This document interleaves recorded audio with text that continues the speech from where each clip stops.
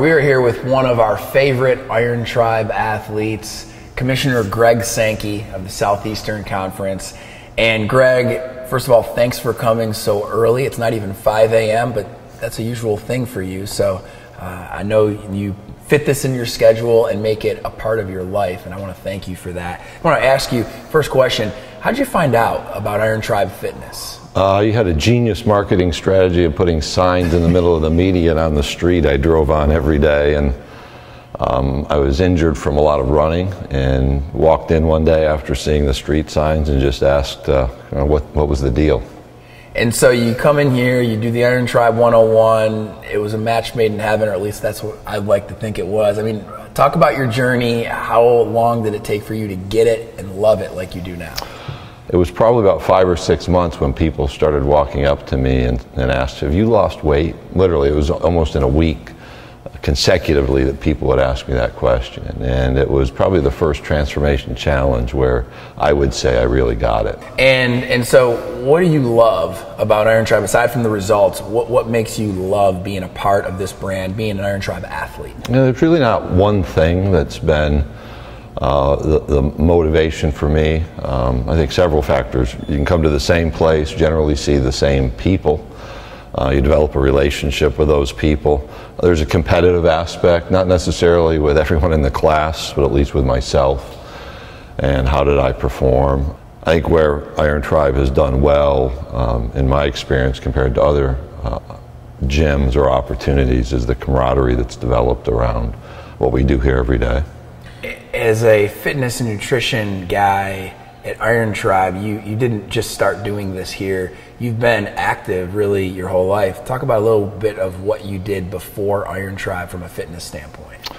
I started running a lot in the mid-90s. Ended up running 41 marathons, which I didn't think was that big a deal, and then it becomes a topic of conversation. My first marathon was the morning after Kathy and I were married, and then in my 40s, I picked it up again, and that was great, wonderful experience. It was a huge challenge to set out and run 26 miles. And one year I ran a marathon a month for a year as my own personal challenge. And so I was into doing something that was difficult, and I wore out my Achilles, and I could not recover from really ongoing tendonitis in both Achilles. And that actually is what led me here, was the notion that I would try some weightlifting and some different movements that would help me recover from that. So the Iron Tribe participation was an extension of a little bit how I've lived. I've probably had gaps in my faithful exercise routine, but this was an attempt to get over some injuries from before and maybe challenge myself in a new way. So you've been doing this for more than 40 months, and you don't just do it here in Birmingham. You travel a lot as the commissioner of the SEC, and it's fun to follow you on Twitter and watch all the locations you visited. How many would you say you visited around the country for Iron Tribe? Well, just in the last month, I've worked out at 6 different gyms. 1 in Birmingham, and 5 in Tennessee, North Carolina, Atlanta. And it's just, the workouts become part of me on a regular basis, and I seek that release and opportunity. I've probably been to just 8 or 9 total. There's some that I repeat a lot. Downtown Atlanta, Johns Creek are 2 that I see a lot. And I'm in Nashville enough with our events that's a place as well that I'll pick of, I think, 4 gyms up there.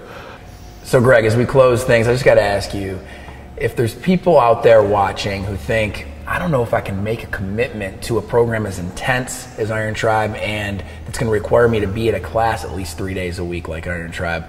You're a pretty busy guy. What do you have to say to those people? Taking care of yourself physically needs to be a priority.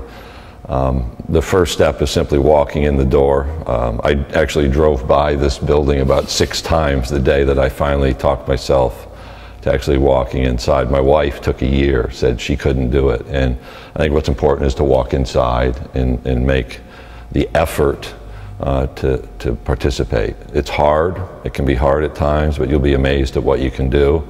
It can be geared to who you are and what you can do. And from the standpoint of making time, in life, a person's going to make time for whatever they think is important, whatever they value.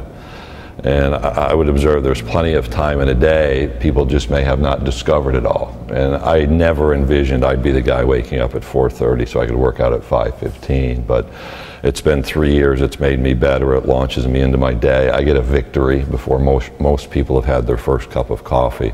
All of those things make it a valuable experience. I always tell people when they ask me, what's this Iron Tribe brand you have? And I say, well, Iron Tribe is for anyone, but not everyone. Anyone because anybody can do our classes, but not everyone because it takes commitment. And Greg, you personify that commitment and you take it into your day as the commissioner of the SEC. And we're proud of what you've been able to do, both as an Iron Tribe athlete and now as the leader of the most powerful conference in sports. So thanks a lot for being a part of this community and joining us on this interview. Sure, I appreciate the workouts, maybe not how sore I am on certain days. Well, you better start stretching. You got one right now.